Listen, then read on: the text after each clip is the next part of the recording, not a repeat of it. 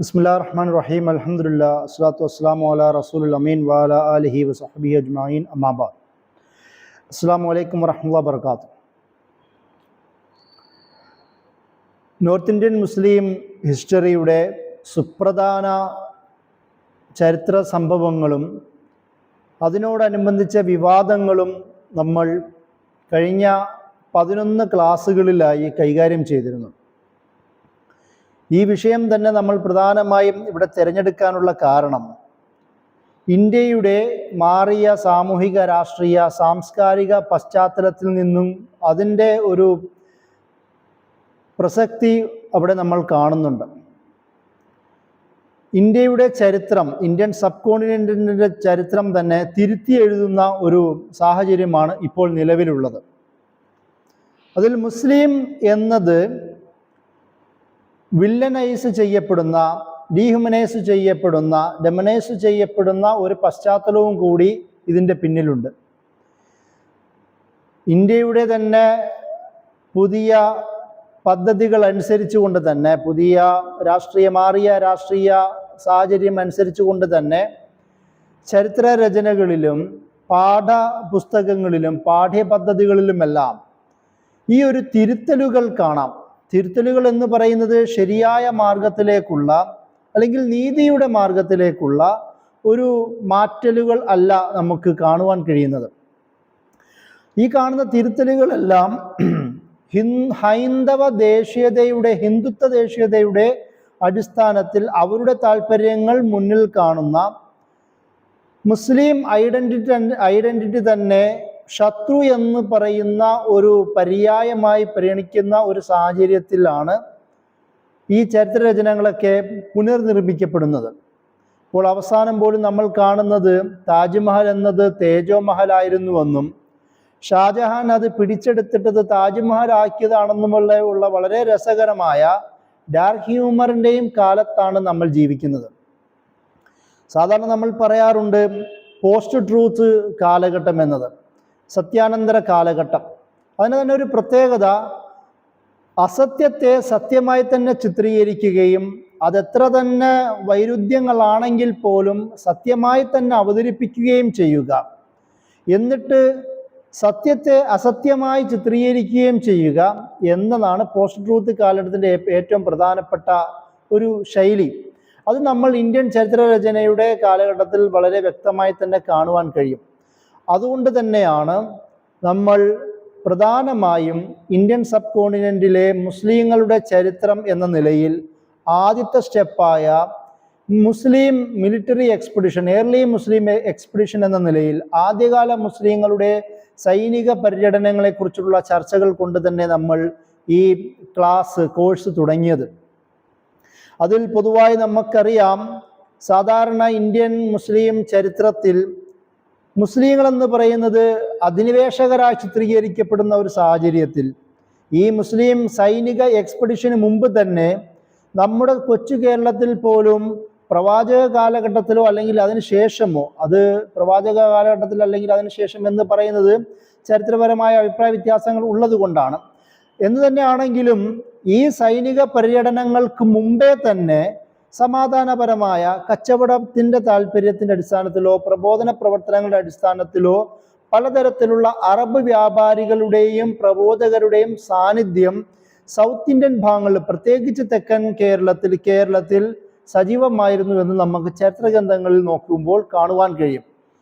അത് പരാമർശിച്ചുകൊണ്ട് തന്നെയാണ് north Indian Muslim ചരിത്രത്തെക്കുറിച്ച് നമ്മൾ സംസാരിക്കുമ്പോൾ സൈനിക പര്യടനം തന്നെയായിരുന്നു പ്രധാനമായും ഉണ്ടായിരുന്നത്. അതിൽ ഉമർ റളിയല്ലാഹുവിന്റെ കാലഘട്ടത്തിലെ സൈനിക പര്യടനങ്ങളെക്കുറിച്ചും അതിനുള്ള ചെറിയൊരു സാധ്യത, അതായത് ബഹ്റൈൻ ഗവർണറിന്റെ അനുവാദത്തോടു കൂടി ഒരു സൈന്യം ബോംബെയിലെ ധാനയിലേക്ക് വരുന്നു എന്ന് പറയുന്ന ഒരു വർത്തമാനം നമ്മൾ ഖാലിഖ് നിസാമിയുടെ ലിറ്ററേച്ചർ ഉപയോഗിച്ചുകൊണ്ട് തന്നെ വിശദീകരിച്ചിരുന്നു. അതിനുശേഷം സാധാരണ നോർത്ത് ഇന്ത്യൻ മുസ്ലിം ചരിത്രത്തിലെ സുപ്രധാനമായ നിമിഷമായി കരുതുന്നത് മുഹമ്മദ് ബിൻ ഖാസിമിൻ്റെ അദ്ദേഹത്തിൻ്റെ വരവാണ്. മുഹമ്മദ് ബിൻ ഖാസിമിൻ്റെ വരവ് സാധാരണ 2 തരത്തിലാണ് ചർച്ച ചെയ്യപ്പെടാറുള്ളത്. അതിൽ ഒന്നാമത്തെ രീതി എന്ന് പറയുന്നത് അധിനിവേശകനായ മുസ്ലിം സൈനിക നേതാവ് എന്ന തരത്തിലുള്ള ഒരു വായനയാണ്. അത് തെറ്റായ വായനയാണെന്നും അദ്ദേഹം ഇവിടെ വരാനുള്ള പ്രധാനപ്പെട്ട കാരണം മുസ്ലിങ്ങളായ കച്ചവട സംഘത്തെയും അതുപോലെ തന്നെ ഹജ്ജാജിമാരെയും തടഞ്ഞു വെച്ച തടവ് പുള്ളികളാക്കി മാറ്റിയ സിന്ധ് കേന്ദ്രീകരിച്ചിരുന്ന കടൽ കൊള്ളക്കാരെയും അവരെ സഹായിച്ച രാജാ ദാഹിറിനെ പോലുള്ള ആൾക്കാരെ ചെറുക്കുകയും എതിർക്കുകയും ചെയ്യുക എന്ന താല്പര്യത്തിന്റെ അടിസ്ഥാനത്തിലാണ് ഹജ്ജാജ് ബിൻ യൂസുഫിന്റെ അനന്തരവനായിരുന്ന മുഹമ്മദ് ബിൻ ഖാസിം 711-12 കാലങ്ങളിൽ സിന്ധ് ഭാഗത്തേക്ക് വരികയും അവരെ പരാജയപ്പെടുത്തുകയും ആ ഭാഗങ്ങൾ അദ്ദേഹം അമവി സൽത്തനത്തിന്റെ കീഴിലേക്ക് കൊണ്ടുവരികയും ചെയ്യുന്നത്. 2 വർഷത്തെ അദ്ദേഹത്തിന്റെ ഭരണകാലത്തെക്കുറിച്ച് നിരവധി രചനകൾ നമുക്ക് ലിറ്ററേച്ചറിന്റെ ഭാഗമായി തന്നെ കാണുവാൻ കഴിയുന്ന ഒരു വസ്തുതയുണ്ട്. ഒരുപാട് രചനകൾ ഈ വിഷയമായി തന്നെ നമുക്ക് കാണാം. അതായത് മുഹമ്മദ് ബിൻ ഖാസിമിന്റെ വരവിനെ കുറിച്ച് കൊണ്ട് തന്നെ നിരവധി രചനകൾ ഈ വിഷയത്തിലുണ്ട്. അത് കിതാബുൽ യമീനി പോലുള്ള രചനകൾ മുഹമ്മദ് ബിൻ ഖാസിമിന്റെ ഓരോ മൂവ്മെന്റുകളും, അദ്ദേഹം വരാനുണ്ടായിരുന്ന പശ്ചാത്തലം, ആ പശ്ചാത്തലത്തിന് ശേഷം അവിടെ ഉണ്ടായിരുന്ന, അതായത് സിന്ധ് ഭാഗത്ത് കേന്ദ്രീകരിച്ചുണ്ടായിരുന്ന ഡെവലപ്മെന്റുകൾ, ആ ഡെവലപ്മെന്റിന് ശേഷം പിന്നീട് അമവി ഡൈനാസ്റ്റിയിൽ നിന്ന് മാറി അത് അമവി ഡൈനാസ്റ്റികളുടെ കാലഘട്ടത്തിൽ നിന്ന് മാറി അബ്ബാസികളുടെ കാലഘട്ടത്തിലേക്ക് വരുന്നതും, അബ്ബാസികളുടെ കാലഘട്ടത്തിന് ശേഷം പിന്നീട് സംഭവിക്കുന്നത് മുസ്ലിം സൽത്തനത്തുകൾ ഇൻഡിപെൻഡന്റ് ആയി തന്നെ സിന്ധ്, പെഷവാർ, മൻസൂറ, ബലൂചിസ്ഥാൻ, അതുപോലെ തന്നെ മർബ് കേന്ദ്രീകരിച്ച് ഇന്നത്തെ പാകിസ്ഥാനിലെ നോർത്തേൺ ഫ്രണ്ടിയർ ഏരിയയിൽ നിരവധി സൽത്തനത്തുകൾ ഉണ്ടായതായും നമ്മൾ പറയുന്നുണ്ട്. അതായത് മുസ്ലിങ്ങളുടെ ഇന്ത്യയിലെ വരവ് അത് മുഹമ്മദ് ഖാസിമിന്റെ വരവോടുകൂടി ശക്തിയാവുന്നുണ്ട്. ഇത് ഒരു രീതിയാണ്. അതായത് ആ വരവ് ഒരു ഡിഫൻസീവ് ആക്ഷന്റെ ഭാഗമായിട്ടാണ് എന്നുള്ളത് ഒരു വായനയാണെങ്കിൽ, പാകിസ്ഥാൻ ചരിത്രകാരന്മാർ ഒരു പാകിസ്ഥാനി ദേശീയതയുടെ ആദ്യ ഹീറോയായി പരിഗണിക്കുന്നത് മുഹമ്മദ് ബിൻ ഖാസിമിനെ തന്നെയാണ് എന്നുള്ളത് വളരെ അതിശയകരമായ രസകരമായ ഒരു ചരിത്ര വായനയും കൂടിയിട്ടാണ്. പാകിസ്ഥാൻ തന്നെ ഉണ്ടാവുന്നത് 1947 ഇന്ത്യ ഉണ്ടാകുമ്പോൾ പാകിസ്ഥാൻ ഉണ്ടാവുന്നതായി നമുക്ക് കാണാമെങ്കിൽ പോലും മുഹമ്മദ് ബിൻ ഖാസിം സിന്ധ് വിമോചിപ്പിച്ചവനായതുകൊണ്ടും സിന്ധ് എന്നുള്ളത് ഇന്ന് പാകിസ്ഥാനാണ് കിടക്കുന്നത് കൊണ്ടും അത് പാകിസ്ഥാനിന്റെ ഒരു ഹിസ്റ്റോറിക്കൽ അനാലിസിസിൽ, ചരിത്രാഖ്യാനങ്ങളിലും വ്യാഖ്യാനങ്ങളിലും നരേഷനുകളിലുമെല്ലാം മുഹമ്മദ് ബിൻ ഖാസിമിന് വളരെ അവിഭാജ്യമായ റോളുണ്ട് എന്ന് പോലും നമുക്ക് ചരിത്രത്തിൽ നോക്കുമ്പോൾ കാണുവാൻ കഴിയുന്ന ഒരു വസ്തുതയാണ്. നിരവധി രചനകൾ അതുമായി ബന്ധപ്പെട്ട് തെളിവുകളുണ്ട്. ചാച്ചിനാമ അടക്കമുള്ള അലി കുഫിയുടെ ചാച്ചിനാമ, അതുപോലെ തന്നെ സയ്യിദ് അബു സഫർ നദ്വിയുടെ താരിഖ് സിന്ധ് പോലെ രചനകൾ, മുഹമ്മദ് ഷിബ്ലി ന്യൂമാനിന്റെ ഫാറൂഖ് സവാമിർ ഉമരി എന്ന് പറയുന്ന രചനയിൽ ഇതുമായി ബന്ധപ്പെട്ട വിശദീകരണങ്ങളുണ്ട്. അതുപോലെ തന്നെ ഇദ്ദേഹത്തിന്റെ മുഹമ്മദ് ബിൻ ഖാസിമിന്റെ വരവുമായി ബന്ധപ്പെട്ട് മന്നാൻ അഹമ്മദ് ആസിഫ് എഴുതിയ the book of conquest, the ചാച്ചിനാമയെ കുറിച്ചുള്ള അദ്ദേഹത്തിന്റെ നിരൂപണങ്ങൾ, the loss of Hindustan, the invention of India എന്ന് പറയുന്ന അദ്ദേഹത്തിന്റെ രചന, അങ്ങനെ നിരവധി രചനകൾ മുഹമ്മദ് ബിൻ ഖാസിമിന്റെ വരവുമായി തന്നെ ബന്ധപ്പെട്ടിട്ടുണ്ട്. അതല്ലാതെ തന്നെ ഗൂരി സൽത്തനത്ത്, പിന്നീട് എർലി എക്സ്പെഡിഷന്റെ ഭാഗമായി ഗൂരി സൽത്തനത്തും അതിനുശേഷം ഉണ്ടാവുന്ന ഗസ്നവി കാലഘട്ടത്തെ കൂടുതൽ വിശദീകരിക്കുന്ന കിതാബുൽ ഹിന്ദ്, അൽബിറുനിയുടെ രചനകൾ, അതുപോലെ നിരവധി രചനകൾ, ജമാൽ മലിക്കിന്റെ ഇസ്ലാമിൻ സൗത്ത് ഏഷ്യ, ബലാദൂരിയുടെ ഫുതുഹൽ ബുൽദാൻ, Abu Nasr Muhammad bin Jabr ഉത്തുബിയുടെ താരിഖ് യമനി, മിൻഹാജു സിറാജുസ്ജാനി അദ്ദേഹത്തിന്റെ തബഖാത്തു നസിരി അടക്കമുള്ള നിരവധി രചനകൾ ഈ കാലഘട്ടത്തിന്റെ ഏർലി മുസ്ലിം എക്സ്പെഡിഷനുമായി ബന്ധപ്പെട്ടുള്ള വിശദീകരണങ്ങൾ കുറിക്കുന്ന രചനകളാണ്. ഇതിൽ പല നമ്മൾ പ്രത്യേകം ശ്രദ്ധിക്കേണ്ട രചനകൾ പേർഷ്യൻ അറബിക് രചനകളെ ഈ ചരിത്ര പഠനത്തിന്റെ പ്രധാന സോഴ്സായി പരിഗണിക്കുമ്പോൾ അന്നത്തെ കാലഘട്ടത്തിന്റെ ഒരു നേർചിത്രം നമുക്ക് ലഭിക്കുവാൻ കാരണമാവും. ഓറിയന്റലിസ്റ്റ് പഠനങ്ങളുടെ ഒരു പ്രശ്നം എന്ന് പറയുന്നത് അവർ അവരുടേതായ ആവശ്യത്തിന് തെളിവെടുക്കുകയും അതായത് മുസ്ലിം എന്ന് പറയുന്ന ഒരു ഇൻവേഡർ ആണ് എന്ന് പറയുന്ന ഒരു ചിത്രീകരണത്തിന് വേണ്ടി അതിന് പറ്റുന്ന തെളിവെടുത്തുകൊണ്ട് ആ തരത്തിലുള്ള ചരിത്രാഖ്യാനവും വ്യാഖ്യാനവും നടത്തുന്നതാണ് ഒട്ടുമിക്ക ഓറിയന്റലിസ്റ്റ് രചനകളുടെയും പ്രത്യേകത. അതുകൊണ്ട് തന്നെ അതിനൊരു ബദൽ വായന എന്ന നിലയിൽ നമ്മൾ ചെയ്യേണ്ടത് ഉറുദു, പേർഷ്യൻ, അറബിക്, തുർക്കിക് ഭാഷയിലുള്ള രചനകളുടെ ഒരു റെഫറൻസ് തയ്യാറാക്കി വെക്കുക എന്നുള്ളതാണ്.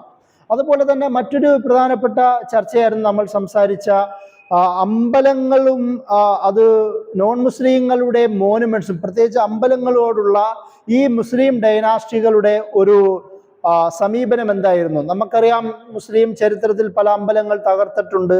ആ അമ്പലങ്ങൾ തകർക്കുന്നതിന് രാഷ്ട്രീയ കാരണങ്ങളുണ്ട്. മതപരമായ കാര്യങ്ങൾക്കപ്പുറം പലപ്പോഴും ഇവിടെ അറ്റാക്ക് ചെയ്യാൻ വന്ന ഗസ്നവി അടക്കമുള്ള ഭരണകർത്താക്കൾ കൊള്ളയടിക്കുക എന്നുള്ളൊരു ലക്ഷ്യമുണ്ട്.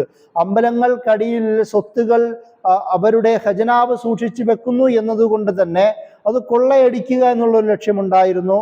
ഒരു മതവിഭാഗീയത, മതവർഗീയത, ഒരു ഫനാറ്റിക് ലൂനാറ്റിക് ഇമേജുകൾക്കപ്പുറം, അതൊരു മതത്തിനേക്കാളും അപ്പുറം സാമൂഹിക, സാമ്പത്തിക, രാഷ്ട്രീയ ലക്ഷ്യങ്ങളായിരുന്നു അമ്പലങ്ങൾ തകർക്കുന്നതിൽ പ്രധാന കാരണമെന്നത് നമുക്ക് റിച്ചാർഡ് എം ഈറ്റന്റെയും റിച്ചാർഡ് ഡേവിസിന്റെ രചനകളുടെയും അതുപോലെ തന്നെ ദിയാഉൽ ബറാനിയുടെ ഫത്താവ ജഹാംഗീരിയുടെ പോലുള്ള രചനകളും ജൂലിയ ഹെഗേവാൾഡിന്റെയും സുബ്രത മിത്രയുടെയും രചനകളിലുമെല്ലാം അതിൻ്റെ ഒരു രീതി, ചിത്രീകരണം നമുക്ക് തരുന്നുണ്ട്. ആൻഡ്രൂ തുസ്കയുടെ രചനകളിലടക്കം പിന്നീട് ഔറംഗസേബ്, ജഹാംഗീർ അടക്കമുള്ള ആൾക്കാരുടെയും കാലഘട്ടത്തിൽ എന്തുകൊണ്ട് അമ്പലങ്ങൾ പൊളിച്ചു, പ്രധാനമായും അമ്പലങ്ങൾ പൊളിക്കുന്നതിന് കാരണങ്ങളായി നമ്മൾ വിശദീകരിച്ചിരുന്നത് രാഷ്ട്രീയ ഉന്നമനം ഉദ്ദേശിച്ചുകൊണ്ട്, അതായത് അവിടെ ഉണ്ടായിരുന്ന ആൾക്കാരുടെ രാഷ്ട്രീയ ശക്തികളുടെ പ്രധാന സ്വരൂപമായി അമ്പലങ്ങളെ കണ്ടപ്പോൾ ആ അമ്പലങ്ങൾ തകർക്കുന്നത് അവരുടെ രാഷ്ട്രീയാധികാരത്തെ ഇല്ലാതാക്കുന്നതിന് തുല്യമായി കണ്ടു. ശത്രുവിനെ ഭീഷണിപ്പെടുത്തുകയും അവർക്ക് ശിക്ഷിക്കുകയും ചെയ്യുന്നതിന്റെ ഫലമായി അമ്പലങ്ങൾ തകർക്കുന്നത് കണ്ടു. അമ്പലങ്ങൾ അഭയം തേടുന്നതിന് അതും കാരണത്താൽ അമ്പലങ്ങൾ തകർക്കുന്നത് കണ്ടു. ഇങ്ങനെ പലവിധ രാഷ്ട്രീയപരമായ കാരണങ്ങളായിരുന്നു അമ്പലങ്ങൾ തകർക്കുന്നതിൽ പ്രധാനമെന്ന് നമ്മൾ ഇതേ രചനകൾ വിശദീകരിച്ചു കൊണ്ട് തന്നെ പറഞ്ഞു. അതിൻ്റെ കൂടെ തന്നെ നമ്മൾ മനസ്സിലാക്കേണ്ട മറ്റൊരു കാര്യം, മുസ്ലിം ഭരണകർത്താക്കൾ അമ്പലങ്ങൾ തകർത്തു എന്നതിൻ്റെ കൂടെ തന്നെ അമ്പലങ്ങൾ പണിയാനും അതിന് പാട്രണേജ് കൽപ്പിക്കുവാനും അതിനാവശ്യമായ സമ്പത്ത് നൽകുവാനും അവരുടെ പൂജാരിമാർക്കും അതിൻ്റെ ഉദ്യോഗസ്ഥന്മാർക്കും സാലറി നൽകുകയും അതിനെ ശല്യപ്പെടുത്തുന്ന ആൾക്കാരെ ഭീഷണിപ്പെടുത്തുകയും ചെയ്ത ഔറംഗസേബിനെ പോലുള്ള ചരിത്ര പുരുഷന്മാരെയും നമുക്ക് ഈ ഭാഗമായി കാണാം. അപ്പോൾ അമ്പലങ്ങൾ തകർക്കുക എന്നത് ഒരു മതവൈരാഗ്യമോ അല്ലെങ്കിൽ ഒരു മതഭീകരത എന്നതിനേക്കാളും അപ്പുറം അമ്പലങ്ങളുള്ള സമീപനം ഈ ഭരണകർത്താക്കളുടെ ഒരു പ്രാഗ്മാറ്റിസ്റ്റ്, പ്രായോഗിക രാഷ്ട്രീയത്തിന്റെ ഭാഗമായിരുന്നു എന്നാണ് നമ്മൾ ആ വിഷയവുമായി ബന്ധപ്പെട്ട് മനസ്സിലാക്കേണ്ടത്. അതിൻ്റെ കൂടെ തന്നെയാണ് മറ്റത്, നോൺ മുസ്ലിം സമൂഹമായിട്ടുള്ള ഈ ഭരണകർത്താക്കളുടെ സമീപനം. നിരവധി രചനകളാണ് യഥാർത്ഥത്തിൽ ആ വിഷയത്തിലുള്ളത്. നോൺ മുസ്ലിം സമൂഹങ്ങളോടുള്ള മുസ്ലിം ഭരണകർത്താക്കളുടെ ഒരു കാഴ്ചപ്പാടിനെ കുറിച്ച് സ്വാഭാവികമായി നമുക്കറിയാവുന്നത് പോലെ വില്ലനൈസ് ചെയ്യപ്പെടുന്ന ഒരു ഇമേജാണുള്ളത്. അത് എല്ലാ ഭരണകർത്താക്കളും ജിസിയയുടെ കാര്യം പറഞ്ഞുകൊണ്ടും ശരീഅത്തിന്റെ കാര്യം പറഞ്ഞുകൊണ്ടും അതുപോലെ തന്നെ ടാക്സ്, ജിസിയ അടക്കമുള്ള മറ്റുള്ള ടാക്സിന്റെയും കാര്യം പറഞ്ഞുകൊണ്ടും കൺവെർഷന്റെ കാര്യം പറഞ്ഞുകൊണ്ടുമെല്ലാം ഒരു ഭീകരതയുടെ പര്യായമായി മുസ്ലിം ഭരണകർത്താക്കളെ ചിത്രീകരിക്കാൻ നമുക്ക് കാണുവാൻ കഴിയും. അത് R.C. മജൂംദാറിനെ പോലുള്ള നാഷണലിസ്റ്റ് ചരിത്ര രചനകളിൽ നമുക്ക് കാണാം. അതുപോലെ തന്നെ മുറേ ടിറ്റ്സിന്റെയും അടക്കമുള്ള നിരവധി ഓറിയന്റലിസ്റ്റ് സ്കോളേഴ്സിന്റെയും രചനകൾ നമുക്കത് കാണുവാൻ പറ്റും. H.H. ഹണ്ടറിന്റെയും മുറേ ടിറ്റസിനെ പോലുള്ളയും അതുപോലെ തന്നെ ഹെൻറി മൈറസ് ഇലൈറ്റിന്റെയും പോലുള്ള രചനകളിലുമെല്ലാം ഒരു നോൺ മുസ്ലിം സമൂഹത്തോടുള്ള ഈ മുസ്ലിം ഭരണകർത്താക്കളുടെ സമീപനം വളരെ ക്രൂരമായിരുന്നു എന്ന തരത്തിലാണ് ചിത്രീകരിക്കുന്നത്. എന്നാൽ ആൻമേരി ഷീമലിനെ പോലെ, അതുപോലെ തന്നെ റിച്ചാർഡ് ഈറ്റനെ പോലെ, അലി കുഫിയുടെ ചാച്ച്നാമ പോലും, അതുപോലെ ജാഫർ ഷരീഫിന്റെ Islam in India, Abu Nasr ഉത്തുബിയുടെ താരിഖ് യമനി, അലി കുഫിയുടെ ചാച്ച്നാമ, താരിഖ് സിന്ദോർ, താരിഖ് മാസൂമി എന്ന് എഴുതിയ മുഹമ്മദ് മൗസൂമിയുടെ രചനകൾ, ഇങ്ങനെ മറ്റ് ആധുനികമായ മറ്റു പല രചനകളും ഈ ഒരു നോൺ മുസ്ലിം സമൂഹത്തോടുള്ള കൺവെർഷൻ്റെയും ആവട്ടെ, ടാക്സ് ആവട്ടെ, അതുപോലെ തന്നെ ശരീഅത്തിന്റെ വർത്തമാനങ്ങളാവട്ടെ, അതെല്ലാം ഈ ഭരണകർത്താക്കൾ നേരത്തെ അമ്പലങ്ങളുടെ കാര്യം പറഞ്ഞതുപോലെ തന്നെ അതെല്ലാം പ്രാഗ്മാറ്റിസ്റ്റായ വളരെ പ്രായോഗിക രാഷ്ട്രീയത്തിൻ്റെ സമീപനമാണ് സ്വീകരിച്ചതെന്നും അവർ അവരുടെ കാലത്ത് പരമാവധി മതസൗഹാർദ്ദം നിലനിർത്താൻ ശ്രമിച്ചുവെന്നും ഇവരുടെ ഭരണകൂടത്തിലും അഡ്മിനിസ്ട്രേറ്റീവ് മേഖലകളിലും ബ്യൂറോക്രസിയിലും അവരുടെ കൂടിയാലോചന സമിതിയിലുമെല്ലാം നോൺ മുസ്ലിം സമൂഹത്തിൻ്റെ ശക്തമായ സ്വാധീനവും സാന്നിധ്യവും ഈ ഭരണകർത്താക്കൾ ഉറപ്പുവരുത്തിയെന്നുമെല്ലാം നമുക്ക് കാണാം. അതുപോലെ തന്നെ ഖിൽജിനെ പോലുള്ള ഭരണകർത്താക്കൾ ഈ ചില മുസ്ലിം പണ്ഡിതന്മാർ നോൺ മുസ്ലിം സമൂഹത്തോട്, പ്രത്യേകിച്ച് ഹിന്ദു സമൂഹത്തിനോട് തീവ്ര നിലപാട് സ്വീകരിക്കണമെന്നൊക്കെ ഉപദേശിക്കുമ്പോഴെല്ലാം ഖിൽജിയും ബാക്കിയുള്ള പല ഭരണകർത്താക്കളും അത് കേൾക്കാതെ ശരീഅത്തെന്ന് പറയുന്നത് അക്രമത്തിൻ്റെയും ഭീകരതയുടെയും അല്ല എന്ന തരത്തിലുള്ള അഭിപ്രായം പോലും പറഞ്ഞതായി നമുക്ക് ഈ പേർഷ്യൻ, ടർക്കിഷ്, അറബിക് അല്ലെങ്കിൽ ആധുനികരായ പണ്ഡിതന്മാരുടെ രചനകൾ പോലും നമുക്ക് കാണുവാൻ കഴിയും. അപ്പൊ ഇത് ഞാൻ പറഞ്ഞത് ഈ ഭരണകർത്താക്കളുടെ നോൺ മുസ്ലിങ്ങളോടുള്ള സമീപനം എന്ന് പറയുന്നത് പൊളിറ്റിക്കൽ പ്രാഗ്മാറ്റിസത്തിന്റെ ഭാഗമായിരുന്നു. അതിൻ്റെ കൂടെ തന്നെ നമ്മൾ ഈ ഭരണകർത്താക്കൾ ആരെങ്കിലും ക്രൂരമായ സമീപനം സ്വീകരിച്ചിട്ടുണ്ടെങ്കിൽ അതിനെ ന്യായീകരിക്കേണ്ട ആവശ്യവുമില്ല. എന്നാൽ പോലും അപ്പോഴും സൂക്ഷിക്കണം, ഈ ക്രൂരമായ സമീപനം സ്വീകരിച്ചിട്ടുള്ള പലരും അത് സ്വീകരിക്കുവാൻ അവിടുത്തെ രാഷ്ട്രീയ സാമൂഹ്യ കാരണങ്ങളുടെ പശ്ചാത്തലത്തിലാണ് എന്ന് പോലും റിച്ചാർഡ് ഈറ്റനെ പോലുള്ള സ്കോളേഴ്സും ആൻഡ്രൂ ടുസ്കെ പോലുള്ള ആധുനിക പണ്ഡിതകളും എല്ലാം വിശദീകരിക്കുന്ന നമുക്ക് കാണുവാൻ കഴിയും. അതുപോലെ നേരത്തെ പോലെ നോൺ മുസ്ലിം സമൂഹവുമായി ബന്ധപ്പെട്ട നിരവധി സംഭവങ്ങൾ ഉൾക്കൊള്ളുന്ന രചനകളുണ്ട്. അത് അൽബിറൂനിയുടെ രചനകൾ കാണാം, അതുപോലെ തന്നെ ബലാദൂരിയുടെ ഫുതുഹുൽ ബുൽദാൻ കാണാം, അബ്ദുൽ കരീം സൈദാനിന്റെ അഹ്കാമു ദിമ്മീൻ, ദിമ്മികളെ കുറിച്ചിട്ടുള്ള നോൺ മുസ്ലിം സമൂഹത്തിന്റെ കുറിച്ചുള്ള രചനകൾ കാണാം, ഖാലിഖ് അഹമ്മദ് നിസാമിയുടെ some aspects of religion and politics in India during the 13th century എന്ന് പറയുന്ന പഠനം കാണാം, മുഹമ്മദ് കാരിം ഫരിഷ്തയുടെ താരിഖെ ഫരിഷ്ത, അൽബിറൂനിയുടെ കിതാബുൽ ഹിന്ദ്, അങ്ങനെ നിരവധി രചനകളും നമുക്ക് ഈ വിഷയവുമായി ബന്ധപ്പെട്ട് കാണാം. ഈ രചനകളിലൂടെ പോകുമ്പോൾ നമുക്ക് മനസ്സിലാവുന്ന ഒരു കാര്യം, ആധുനിക നാഷണലിസ്റ്റ് ചരിത്രരചനയോ കൊളോണിയൽ ചരിത്രരചനയെക്കാളും അപ്പുറം മുസ്ലിം ഭരണകൂടങ്ങളെ വിമർശിച്ച മുസ്ലിം പണ്ഡിതന്മാരുടെ സാന്നിധ്യം പോലും നമുക്ക് കാണുവാൻ കഴിയും. അൽബിറൂനി, ഗസ്നവിയുടെ കാലത്താണ് അൽബിറൂനി ഇന്ത്യയിൽ 12ാം നൂറ്റാണ്ട് പശ്ചാത്തലത്തിൽ വരുന്നത്. അതേ അൽബിറൂനി ഗസ്നവിയെ തന്നെ ശക്തമായി വിമർശിക്കുന്ന പശ്ചാത്തലങ്ങളുണ്ട്. അപ്പോൾ നമ്മൾ മനസ്സിലാക്കേണ്ടത് അന്നത്തെ പണ്ഡിതന്മാരെല്ലാം അവരുടെ ഭരണകർത്താക്കളുടെ ദാസ്യവേല ചെയ്യുന്നവർ മാത്രമായിരുന്നു എന്ന കാഴ്ചപ്പാടുകൾ തിരുത്തേണ്ടതുണ്ട് എന്നുള്ളതാണ് ഈ ആദ്യകാല രചനകളിലൂടെ പോകുമ്പോൾ നമുക്ക് മനസ്സിലാക്കാൻ കഴിയുന്ന ഒരു വസ്തുത. അതുപോലെ തന്നെ മറ്റൊരു പ്രധാനപ്പെട്ട വിഷയമാണ് ആലംഗീർ ഔറംഗസേബിനെ കുറിച്ചിട്ടുള്ള വായന. ഏറ്റവും കൂടുതൽ മുഗൾ ഡൈനാസ്റ്റിയിൽ വിമർശിക്കപ്പെട്ട ഒരു ചരിത്രപുരുഷനാണ് ഔറംഗസേബ്. അതേസമയം തന്നെ ഏറ്റവും കൂടുതൽ വാഴ്ത്തപ്പെട്ട ആളാണ് അക്ബർ. ഒരുപക്ഷെ ഹിന്ദു സമൂഹത്തിൻ്റെ ഇടയിലും മറ്റും അക്ബറിനൊരു സെക്കുലർ ഇമേജാണ് രൂപപ്പെടുത്തിയെങ്കിൽ അതേ അക്ബർ തന്നെ മുസ്ലിം സമൂഹത്തോട് കാണിച്ച ക്രൂരതകൾ നമ്മൾ ക്ലാസ്സുകൾ സംസാരിച്ചിരുന്നു. ദീന ഇലാഹി പോലുള്ള സുൽഹേക്കുല്ല് പോലുള്ള പുതിയ ഐഡിയകൾ മുന്നിലോട്ട് സമർപ്പിക്കുകയും അതിനെതിരെ പ്രവർത്തിക്കുന്ന മുസ്ലിം സമൂഹത്തിലെ അംഗങ്ങളെ ശക്തമായി പീഡിപ്പിക്കുകയും വെല്ലുവിളിക്കുകയും ഭീഷണിപ്പെടുത്തുകയും ചെയ്യുന്ന ചരിത്രം നമുക്ക് അദ്ദേഹത്തിന് കാണുവാൻ കഴിയും. അതായത് മറ്റുള്ളവർക്ക് സെക്കുലർ ആയിരുന്നെങ്കിൽ മുസ്ലിം സമൂഹത്തിന് ഒരു വില്ലനായി മാറുന്ന അക്ബറിനെ പോലും നമുക്ക് യഥാർത്ഥ ചരിത്രരചനയിൽ കൂടി കാണുവാൻ കഴിയും. അത് മറച്ചു വെച്ചുകൊണ്ട് അക്ബറിനെ മഹത്തായി വാഴ്ത്തുകയും എന്നാൽ ഒരുപക്ഷെ അക്ബറിനേക്കാളും ഒരുപടി ധാരാളം ഭരണം നടത്തിയ ഔറംഗസേബിന്റെ ജീവിതത്തെയും ഔറംഗസേബിന്റെ ഭരണത്തെയും ഔറംഗസേബിന്റെ നോൺ മുസ്ലിം സമൂഹത്തോടുള്ള സമീപനത്തെയും എല്ലാം അത് മോശമായി ചിത്രീകരിക്കുന്ന ഒരു സമീപനം നമുക്ക് ചരിത്രരചനയിൽ കാണുവാൻ കഴിയും. ആൻഡ്രൂ ടുസ്കെ അടക്കമുള്ള അസർ അലി, ആഖിൽ ഖാൻ റാസി, മുഹമ്മദ് ഹാഷിം, അതുപോലെ തന്നെ ഔറംഗസേബിന്റെ ലെറ്ററുകൾ, സഖി മുഷ്താഖ് ഖാനിന്റെ രചനകൾ, സാഹിറുദ്ദീൻ ഫാറൂഖിയുടെ രചനകൾ, ഇതെല്ലാം തന്നെയും ഈ രചനകളിലൂടെ നമ്മൾ കടന്നു പോകുമ്പോൾ ഔറംഗസേബിന് ഈ വില്ലനേക്കാളും അപ്പുറം മറ്റൊരു മുഖമുണ്ടായിരുന്നു എന്ന് മനസ്സിലാക്കാൻ കഴിയും. മറ്റൊരു കാര്യം, ഔറംഗസേബിന് 2 കാലഘട്ടമുണ്ട്. ഒന്ന്, സാധാരണ പ്രിൻസസ്സായി വളരുന്ന അധികാര മത്സരം നടക്കുന്ന മുഗൾ ഡൈനാസ്റ്റിയിലെ ഒരു ആൾ എന്ന നിലയിലാണ് ഔറംഗസേബ് വളർന്നു വരുന്നത്.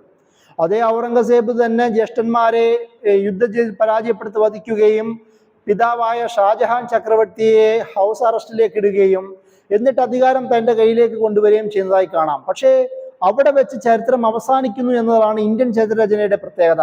എന്നാൽ ഞാൻ പരാമർശിച്ച ചരിത്രരചനയിലൂടെ നമ്മൾ കടന്നു പോകുമ്പോൾ നമുക്ക് മനസ്സിലാക്കാൻ കഴിയുന്ന ഒരു വസ്തുത, ഷാജഹാന് അവസാന കാലത്തിൽ ഔറംഗസേബിനോട് മതിപ്പുണ്ടാവുകയും ഔറംഗസേബ് പല സാഹചര്യത്തിലും ഷാജഹാനുമായി കൂടിയാലോചന നടത്തുകയും കാര്യങ്ങളുടെ തീരുമാനങ്ങൾ ഷാജഹാനെ അറിയിക്കുകയും ചെയ്യുന്ന ഒരു പിതാവ് പുത്ര വാത്സല്യ ബന്ധം നമുക്ക് അവസാന കാലത്ത് കാണാൻ കഴിയുമെന്ന് ആന്ധ്രദുസ്കയടക്കമുള്ള രചനകൾ നമുക്ക് വ്യക്തമാവുന്ന കാര്യമാണ്. അപ്പോൾ മറ്റൊരു ഔറംഗസേബിന്റെ മുഖം, അമ്പലങ്ങൾ തകർക്കുന്ന ഔറംഗസേബിനോടൊപ്പം തന്നെ അമ്പലങ്ങൾ പണിയുകയും സംരക്ഷിക്കുകയും ചെയ്യുന്ന ഒരു ഔറംഗസേബിന്റെ ഇമേജും നമുക്ക് കാണാം. ശത്രുവിനോട് വളരെ ശക്തമായ നിയമ നടപടി സ്വീകരിക്കുന്ന ഔറംഗസേബ്, അതേ ഔറംഗസേബ് തന്നെ ആ ഹിന്ദു സിഖ് സമൂഹങ്ങളോട് ആദരവ് പ്രകടിപ്പിക്കുന്ന ഔറംഗസേബിനെയും കാണാം. അപ്പൊ ഈ രണ്ട് ഔറംഗസേബ്, ആന്ധ്രദുഷ്കയുടെ രചനയുണ്ടല്ലോ, Aurangzeb the man and the myth എന്ന് പറയുന്ന രചന, അതിൽ അവർ കൂടുതൽ വിശദീകരിക്കുന്ന ഒരു കാര്യമുണ്ട്. ഒരേ സമയം തന്നെ പൊളിറ്റിക്കൽ പ്രാഗ്മാറ്റിസത്തിന്റെ ഏറ്റവും നല്ല ഉദാഹരണമായി ആ രചനകൾ അവർ വിശദീകരിക്കുന്നുണ്ട്. ഭരണകൂടം നിലനിർത്തുക എന്നുള്ളത് ഉദ്ദേശിക്കുന്നു എന്നതുകൊണ്ടും തന്നെ അതിൻ്റെ കൂടെ തന്നെ വ്യക്തമായ ഒരു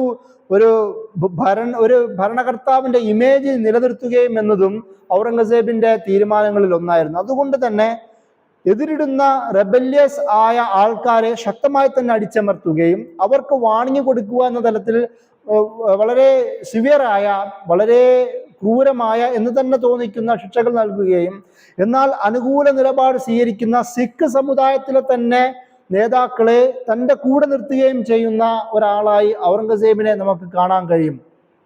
ഗുരു റാംറായിനടക്കമുള്ള സിഖ് നേതാക്കന്മാരെ തൻ്റെ കൂടെ നിർത്തുന്ന, അതുപോലെ തന്നെ ബാക്കി പലരെയും സിഖ് സമൂഹത്തോട് തന്നെ വളരെ അനുഭാവപൂർവ്വം നിലപാട് സ്വീകരിക്കുന്ന ഒരാളായും ഔറംഗസേബിനെ കാണാം. എന്നാൽ അതേസമയം തന്നെ തേജ് ബഹാദറിനെ പോലുള്ള ഔറംഗസേബിന്റെ ഭരണത്തെ വെല്ലുവിളിച്ചുകൊണ്ട് തന്നെ അദ്ദേഹത്തിന്റെ ഭരണീയ മേഖലകളിൽ അവിടെ ഇല്ലീഗലായി ടാക്സ് പിരിക്കുന്ന ആ നിലയിലെത്തിയ തേജ് ബഹാദൂറിനെ പോലുള്ള സിഖ് ഗുരുക്കളെ വധിക്കുന്നതായി നമുക്ക് കാണാം. പരമാധികാരത്തെ ചോദ്യം ചെയ്യുന്ന ഒരാളെയും അദ്ദേഹം വെറുതെ വിട്ടില്ല എന്നുള്ളതാണ് അദ്ദേഹത്തിന്റെ ജീവിതത്തിലെ ഏറ്റവും പ്രധാനപ്പെട്ട പ്രത്യേകത. ഒരുപക്ഷെ മുഗൾ ഡൈനാസ്റ്റിയുടെ തകർച്ചയ്ക്ക് പ്രധാനമായ ഒരു ടേണിംഗ് പോയിന്റ് എന്ന് പറയുന്നത് ഔറംഗസേബിന്റെ മരണവും കൂടിയിട്ടാണ്. ഔറംഗസേബും ശിവാജിയും തമ്മിലുള്ള ബന്ധം നമ്മൾ വിശദീകരിച്ചിരുന്നു. മറാഠ കാലഘട്ടത്തെ ഒരുപാട് എതിർക്കുകയും മുഗൾ ഡൈനാസ്റ്റിയെ താങ്ങി നിർത്തുകയും ചെയ്തത് ഔറംഗസേബാണെന്ന് നമ്മൾ പറഞ്ഞു. ശിവജിയെ തന്നെ അറസ്റ്റ് ചെയ്യുന്ന ഒരു സാഹചര്യം പോലും ഔറംഗസേബിന്റെ ചരിത്രത്തിലുണ്ട്. ഔറംഗസേബിന്റെ ജീവിതത്തിലെ മറ്റൊരു സുപ്രധാന നിമിഷമായി നമ്മൾ ക്ലാസ്സിൽ വിശദീകരിച്ചത് അത് ദക്കൻ സൽത്തനത്തുകളെ തന്റെ ഭാഗത്തേക്ക്, അതായത് സൗത്ത് ഇന്ത്യൻ ഭാഗത്തേക്ക് മുഗൾ ഡൈനാസ്റ്റിയുടെ എക്സ്പാൻഷൻ നടത്തിയതാണ് ഔറംഗസേബിന്റെ ജീവിതത്തിലെ മറ്റൊരു സുപ്രധാനമായ ഒരു നിമിഷം. പക്ഷേ ആധുനിക ചരിത്ര പണ്ഡിതന്മാർ മുഗൾ ഡൈനാസ്റ്റിയുടെ തകർച്ചയ്ക്ക് പ്രധാന കാരണം എന്ന് തന്നെ വിശദീകരിക്കുന്നത് ഈ ഡക്കൻ സൽത്തനത്തിലേക്കുള്ള അദ്ദേഹത്തിന്റെ വരവിന്റെ ശ്രമങ്ങളാണ്. കാരണം അങ്ങോട്ട് വരുമ്പോൾ ആ ഒരു സാഹചര്യത്തിൽ സാമ്പത്തികമായ ബുദ്ധിമുട്ടുകൾ ഉണ്ടാവുന്നു. അതുപോലെ ഡൽഹി, ആഗ്ര, ബാക്കിയുള്ള പ്രദേശത്തെ അധികാരം നിലനിർത്താനുള്ള അദ്ദേഹത്തിന്റെ വ്യഗ്രതകളും പ്രയാസങ്ങളും പറയുന്നു. മറാഠ ജാട്ട് ട്രൈബുകളുടെ ഗോത്രങ്ങളുടെ ശക്തമായ അറ്റാക്കുകൾ നിരന്തരം ഉണ്ടാകുന്നു. അതുപോലെ തന്നെ സൗത്ത് ഇന്ത്യൻ ഭാഗത്തെ സൽത്തനത്തുകളുമായിട്ടുള്ള യുദ്ധങ്ങളുടെ ദീർഘഘട്ടങ്ങൾ ഉണ്ടാകുന്നു. അതിനോടനുബന്ധിച്ച മാനസിക, സാമ്പത്തിക വിഭവ ശേഷി കുറവുകൾ ഉണ്ടാവുന്നു. ഇതൊക്കെ പിന്നീട് മുഗൾ സൽത്തനത്തിന്റെ ഒരു ഡിസിൻറ്റഗ്രേഷന് കാരണമാവുന്നതായി ചരിത്രകാരന്മാർ വിശദീകരിക്കുന്നുണ്ട്. അതിന്റെ ഭാഗമായി നമ്മൾ മനസ്സിലാക്കുന്ന മറ്റൊരു കാര്യം, ജിസിയ നടപ്പിലാക്കിയ ആൾ എന്ന നിലയിൽ ഒരു ആരോപണം എന്ന നിലയിലാണ് ഔറംഗസേബിനെ ചിത്രീകരിക്കുന്നത്. അക്ബർ ജിസിയ ബാൻ ചെയ്തുവെന്നും അതൊരു ഹിന്ദു സമൂഹത്തെ സപ്പോർട്ട് ചെയ്യാനാണ് എന്നും വ്യാഖ്യാനിക്കപ്പെട്ടു. എന്നാൽ ഔറംഗസേബ് അധികാരത്തിൽ വരുന്നു, ജിസിയ നടപ്പിലാക്കുന്നു എന്ന തരത്തിൽ വ്യാഖ്യാനിക്കപ്പെട്ടു. പക്ഷെ നമ്മൾ മനസ്സിലാക്കേണ്ട ഒരു കാര്യം, ഔറംഗസേബ് അധികാരത്തിൽ വന്ന് 20 വർഷങ്ങൾക്ക് ശേഷമാണ് ജിസിയ അദ്ദേഹം നടപ്പിലാക്കുക. എന്തുകൊണ്ടാണ് അദ്ദേഹം 20 വർഷങ്ങൾക്ക് ശേഷം ജിസിയ നടപ്പിലാക്കിയത്? ഞാൻ നേരത്തെ പറഞ്ഞ ആ സാമൂഹിക രാഷ്ട്രീയ പരിതസ്ഥിതികളുടെ മുന്നിൽ വെച്ചുകൊണ്ട് സമ്പത്ത് വീണ്ടും ഖജനാവിലേക്ക് വരണം എന്ന ഉദ്ദേശത്തോടു കൂടിയിട്ടാണ്, ആ ഒരു ലക്ഷ്യം വെച്ചുകൊണ്ടാണ് ജിസിയ എന്ന നിലയിൽ ടാക്സ് വീണ്ടും ഹിന്ദു സമൂഹത്തിനിടയിൽ, നോൺ മുസ്ലിം സമൂഹത്തിനിടയിൽ അദ്ദേഹം നടപ്പിലാക്കുന്നതെന്ന് ആധുനിക പണ്ഡിതന്മാർ വിശദീകരിക്കുന്നത് നമുക്ക് കാണാം. അപ്പൊ ഈ ഒരു അവസ്ഥയും കൂടി നമുക്ക് മുഗൾ ഡൈനാസ്റ്റിയുടെ ചരിത്രത്തിലുണ്ട്. അതിന്റെ കൂടെ തന്നെ നമ്മൾ വിശദീകരിച്ച മറ്റൊരു കാര്യമാണ് മുഗൾ ഡൈനാസ്റ്റിയുടെ കാലത്തിലെ പണ്ഡിതന്മാരുടെ, അതായത് ഈ സൽത്തനത്ത് കാലത്തിലെ പണ്ഡിതന്മാരുടെ ഒരു ക്ലാസ് നമ്മൾ വിശദീകരിച്ചിരുന്നു. നിരവധി പണ്ഡിതന്മാരുണ്ടാവുന്നു. പ്രത്യേകിച്ച് എല്ലാ സൂഫി ധാരകളോട് മുഗൾ സൽത്തനത്തുകൾക്ക് പ്രത്യേകം മമത ഉണ്ടായിരുന്നു എന്നതുകൊണ്ട് തന്നെ എല്ലാ ധാരകളുമായി നല്ല ബന്ധം അവർ പുലർത്തിയിരുന്നു. ഔറംഗസേബിന്റെ സഹോദരി ജഹന്നാര ഖാദിരി ചിശ്തി ത്വരീഖത്തുമായി നല്ല ബന്ധമുണ്ടായിരുന്ന ആളാണ്.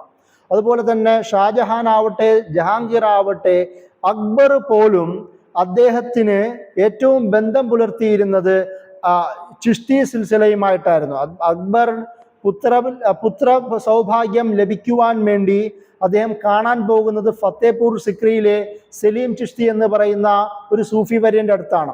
അദ്ദേഹത്തിന്റെ അനുഗ്രഹം വാങ്ങാൻ പോകുന്നു. അതിന്റെ ഫലമായി ലഭിക്കുന്നു എന്നാണ് അദ്ദേഹം കരുതുന്നത്. ജഹാംഗീർ ഉണ്ടാവുന്നു.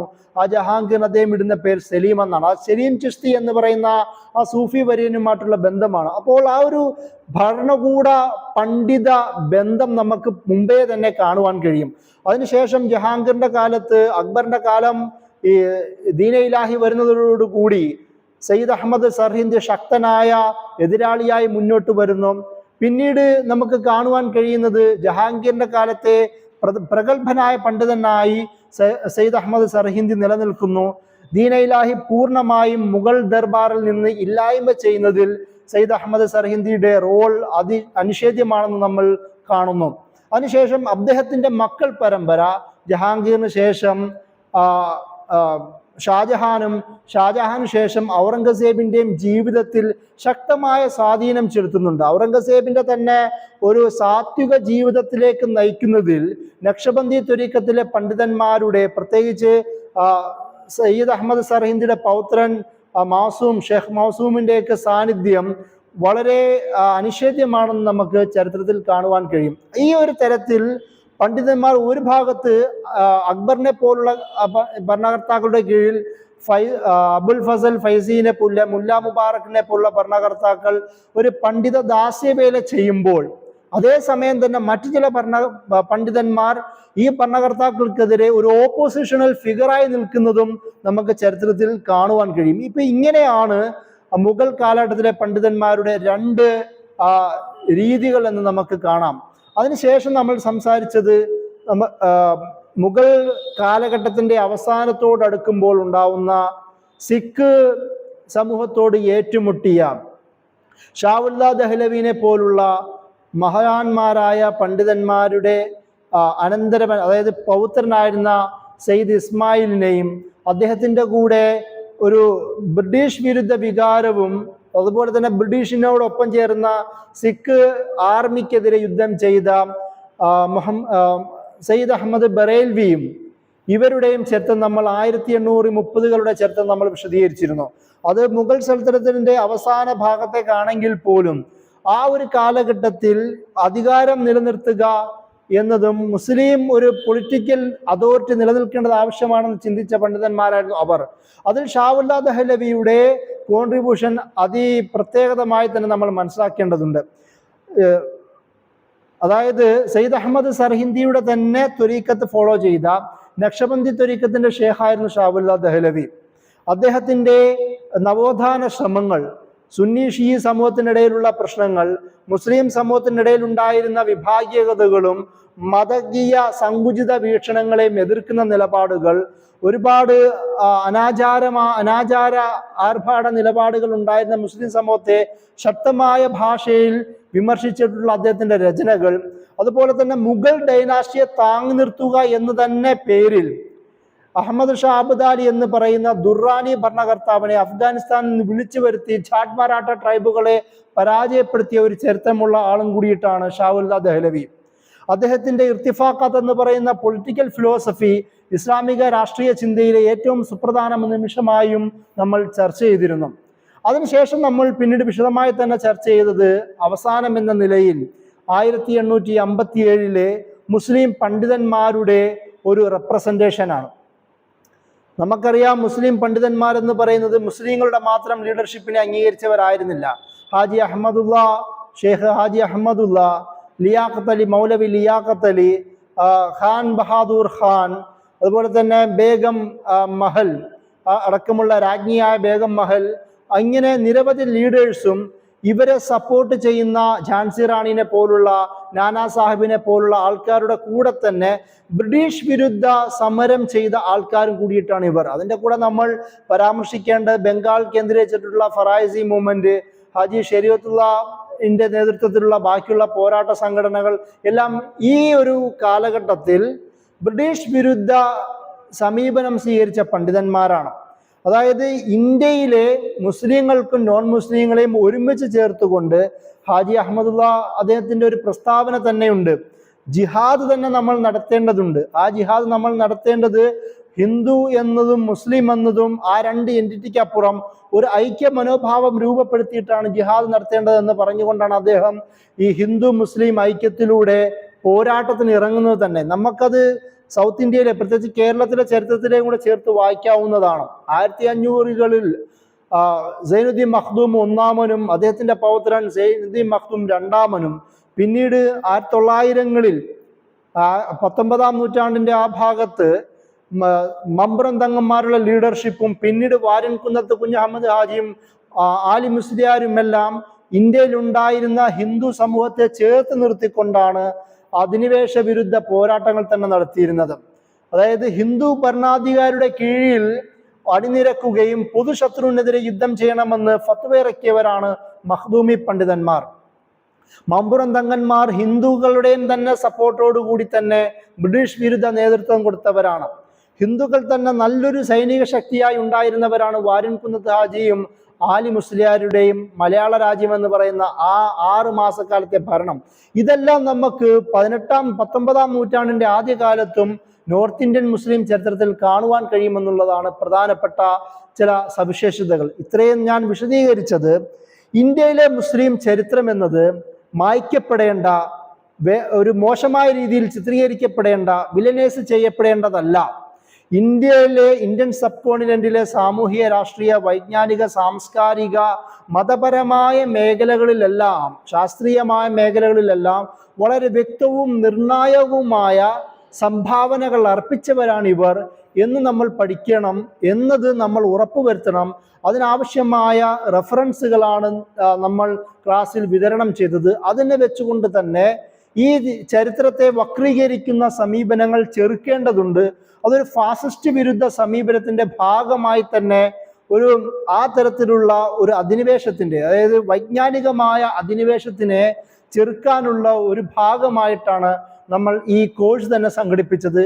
അതിലൂടെ ഇന്ത്യൻ മുസ്ലിം ഇന്ത്യൻ സബ് കോണ്ടിനെന്റിലെ സമൂഹത്തിനോട് മുസ്ലിം സമൂഹം ചരിത്രപരമായി ചെയ്ത പലവിധ കോൺട്രിബ്യൂഷനുകളെയും അവരുടെ സംഭാവനകളെയും അവരുടെ നിർണായകമായ സാന്നിധ്യത്തെയും നമുക്ക് പഠിക്കുവാൻ പറ്റുമെന്നാണ് ഞാൻ പറഞ്ഞതിൻ്റെ ചുരുക്കം. അസ്സലാമു അലൈക്കും വറഹ്മത്തുള്ളാഹി.